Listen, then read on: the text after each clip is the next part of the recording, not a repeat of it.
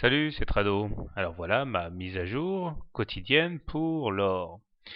L'objectif haussier à 1169 que je signalais hier a été touché en début de séance et malheureusement, à peine cette résistance a-t-elle eu été percutée que sans doute pas mal de spéculateurs qui étaient entrés dans l'espoir d'aller chercher cette résistance, eh bien, sont descendus du train et la pesanteur s'est rappelée à l'or qui termine à l'intérieur des Bollinger. C'est-à-dire que hier, par exemple, nous avions terminé au-dessus de l'enveloppe mauve, là, et ce qui était signe d'augmentation de la volatilité, avec notamment la Bollinger supérieure et la Bollinger inférieure qui divergent. Là, il semble qu'il y ait une sorte de normalisation, puisque les clôtures à l'intérieur des Bollinger sont la règle, alors que la clôture en dehors reste les exceptions. Alors, il ne faudrait pas en déduire trop vite des perspectives négatives sur l'or, loin s'en faut, puisque nous sommes toujours à l'intérieur d'un canal étroit marron ascendant, lui-même à l'intérieur d'un canal bleu large ascendant, avec une M7 en rouge pointillé et une M20 euh, ascendante. Donc on peut éventuellement s'attendre à une consolidation, mais il est trop tôt pour imaginer que la dynamique haussière soit cassée.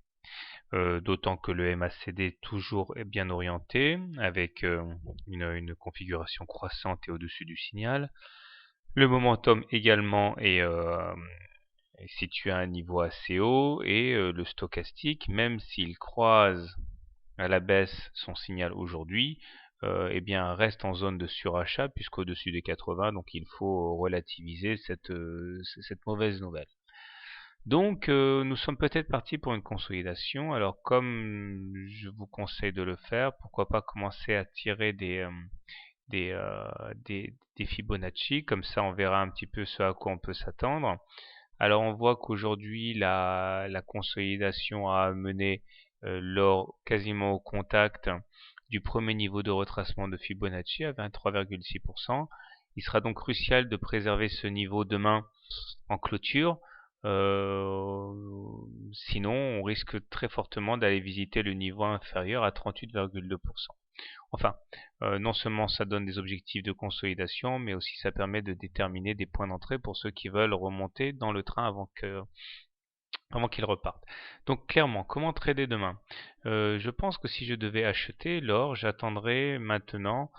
Bon, la version agressive, c'est de rentrer au plus proche des 23,6% de retracement de Fibonacci. Stop loss en cas de clôture en dessous de ce niveau. Objectif, un retour sur les plus hauts d'aujourd'hui.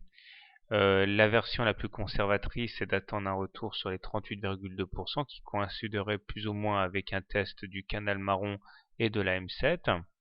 L'objectif est le même, le stop loss en cas de clôture sous les 38,2%. Enfin, vous avez compris le système. Maintenant, si vous préférez shorter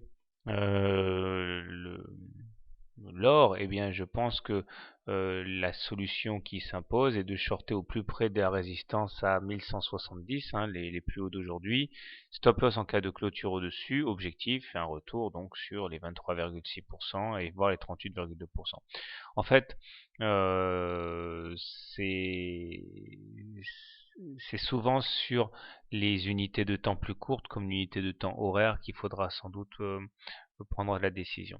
Voilà, personnellement, je vais attendre une consolidation. Je vais tenter de choper l'or sur les 38,2%. Voilà, bonne soirée, bon trade et à demain.